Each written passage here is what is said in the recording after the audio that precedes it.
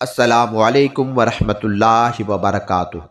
کتاب مکاشفۃ القلوب، باب 26واں، طول عمل، امیدوں کا سہارا اور فرمان نبوی۔ فرمان نبوی ہے کہ میں تم پر دو چیزوں کے تسلط سے ڈرتا ہوں، طول عمل یعنی لمبی امیدیں اور خواہشات کی پیروی۔ بے شبہ طویل امیدیں آخرت کی یاد بھلا دیتی ہیں اور خواہشات کی پیروی حق و صداقت سے روک دیتی ہے۔ فرمان نبوی ہے کہ میں 3 شخصوں کے لیے 3 چیزوں کا ضامن ہوں: دنیا میں ہمہ تن غرق، دنیا کے حریص اور بخیل کے لیے دائمی فقر، دائمی مشغولیت اور دائمی غم مقدر کیا گیا ہے۔ حضرت ابو درداء رضی اللہ تعالیٰ عنہ نے ہم سوالوں سے کہا، تمہیں شرم نہیں آتی؟ تم ایسے مکانات بناتے ہو جن میں تمہیں نہیں رہنا، ایسی امیدیں رکھتے ہو جنہیں نہیں پا سکتے، اور ایسا سامان جمع کرتے ہو جسے اپنے مصرف میں نہیں لاتے۔ تم سے پہلی امتوں نے عالیشان عمارتیں بنائیں، بہت مال و دولت جمع کیا اور طویل ترین امیدیں رکھیں، مگر ان کی امیدیں فریب نکلیں اور ان کا جمع کرتا مال برباد اور ان کی عمارتیں قبریں بن گئی۔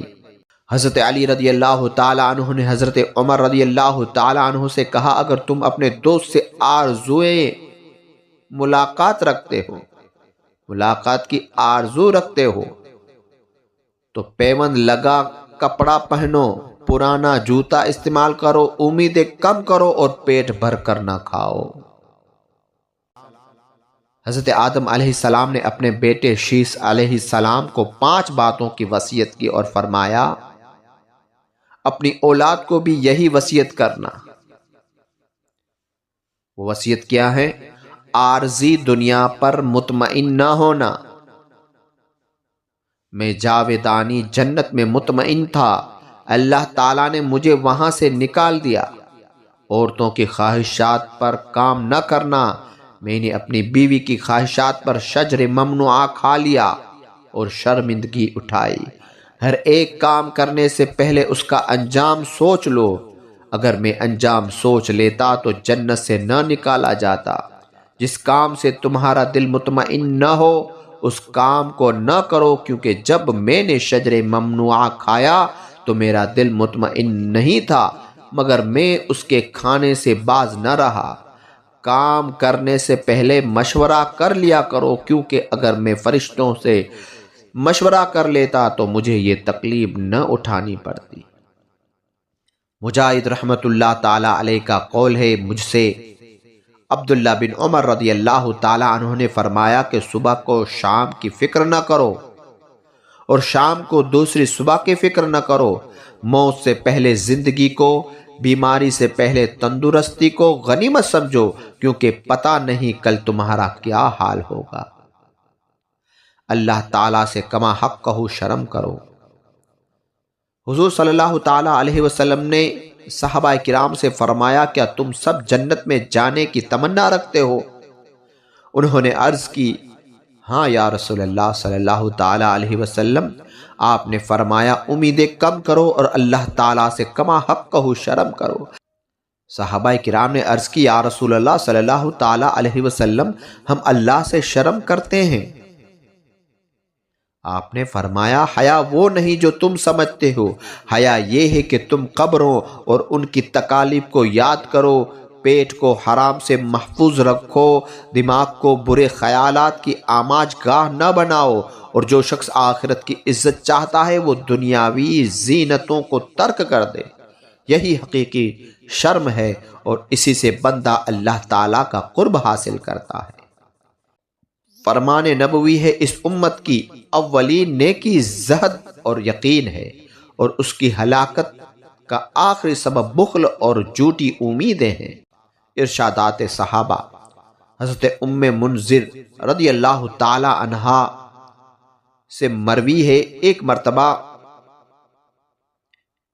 حضور صلی اللہ تعالی علیہ وسلم رات کو لوگوں کے پاس آئے اور فرمایا، اے لوگو، اللہ سے شرم کرو۔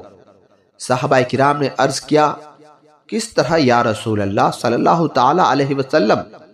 آپ نے فرمایا تم وہ کچھ جمع کرتے ہو جو کھاتے نہیں، وہ امیدیں رکھتے ہو جو پا نہیں سکتے، اور ایسے مکانات بناتے ہو جن میں تمہیں ہمیشہ نہیں رہنا ہے۔ حضرت ابو سعید خدری رضی اللہ تعالی عنہ سے مروی ہے، حضرت اسامہ بن زید رضی اللہ تعالی عنہ نے ایک ماہ کے قرض پر 100 دینار میں لونڈی خریدی۔ جب حضور صلی اللہ تعالی علیہ وسلم نے سنا تو فرمایا تمہیں تعجب نہیں ہوا؟ اسامہ نے 1 ماہ کے قرض پر لونڈی خریدی ہے، اس کی امیدیں بہت طویل ہیں۔ رب ذوالجلال کی قسم میں آنکھیں کھولتا ہوں تو مجھے اتنی امیدیں نہیں ہوتی کہ پلکیں ایک دوسرے سے ملیں گی یا اللہ تعالیٰ اس سے پہلی میری روح کو قبض فرما لے گا۔ میں تو نگاہ اٹھانے کے بعد نگاہ کی واپسی کی امید نہیں رکھتا، لقمہ منہ میں ڈال کر اسے چبانے تک زندگی کی امید نہیں رکھتا۔ پھر ارشاد فرمایا اے لوگو، اگر تم عقل مند ہو تو اپنے آپ کو مردوں میں شامل سمجھو۔ رب ذوالجلال کی قسم جس کے قبضے قدرت میں میری جان ہے، تم پر ایک وقت مقرر موت آئے گا جس کو تم ٹال نہیں سکو گے۔ حضرت ابن عباس رضی اللہ تعالی عنہ سے مروی ہے، حضور صلی اللہ تعالی علیہ وسلم مٹی سے مسح فرما لیتے۔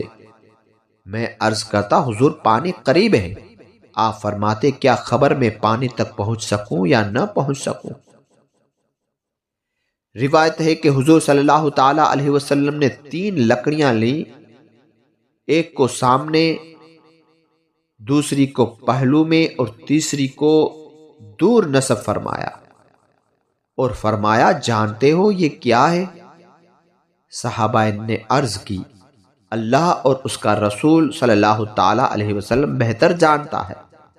فرمایا یہ انسان ہے، یہ موت ہے، اور وہ انسان کی امیدیں ہیں۔ آدمی امیدوں کے پیچھے بھاگتا ہے مگر راستہ میں اسے موت آ لیتی ہے۔ حضرت عیسیٰ علیہ السلام کا ایک واقعہ مروی ہے کہ حضرت عیسیٰ علیہ السلام بیٹھے ہوئے تھے اور ایک بوڑھا پھاوڑے سے زمین کھود رہا تھا۔ آپ نے اللہ تعالیٰ سے دعا مانگی اے اللہ اس سے زندگی کی امید چھین لے۔ بوڑھے نے پھاوڑا رکھ دیا اور لیٹ گیا۔ جب کچھ دیر گزر گئی تو آپ نے اللہ تعالیٰ سے دعا کی کہ اسے اس کی امیدیں لوٹا دے۔ بوڑھا کھڑا ہو گیا اور پھاوڑے سے زمین کھودنے لگا تو آپ نے اس کا سبب پوچھا تو وہ کہنے لگا کام کرتے ہوئے میرے دل میں خیال آیا کہ میں اب بوڑھا ہو گیا ہوں، کب تک یہ کام کرتا رہوں گا، لہٰذا میں نے پھاوڑا رکھ دیا اور لیٹ گیا۔ کچھ دیر بعد میرے دل میں خیال آیا تجھے زندگی گزارنے کے لیے ضرور کچھ نہ کچھ کرنا چاہیے، چنانچہ میں پھاوڑا سنبھال کر پھر کھڑا ہو گیا اور کام کرنے لگا۔